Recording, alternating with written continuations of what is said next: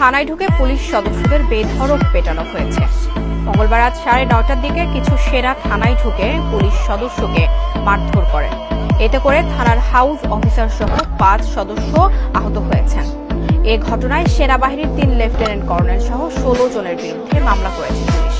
অভিযুক্ত সেনা সদস্যদের বিরুদ্ধে দাঙ্গা, হত্যা চেষ্টা এবং থানায় ঢুকে পুলিশ সদস্যকে অপহরণের অভিযোগ করা হয়েছে। এছাড়াও পুলিশের অভিযোগে বলা হয়েছে, অস্ত্র ও পোশাক সহ 3 কর্মকর্তার নেতৃত্বে সেনারা অনুমতি ছাড়াই থানায় প্রবেশ করেন।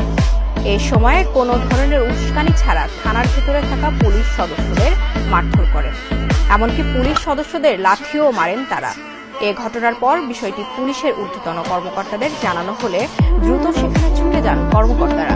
পুলিশ জানায়, আহত সদস্যদের উদ্ধার করে হাসপাতালে নেওয়া হয়েছে। অন্যদিকে সামাজিক যোগাযোগ মাধ্যমে এ ঘটনার একটি ভিডিও ভাইরাল হয়েছে।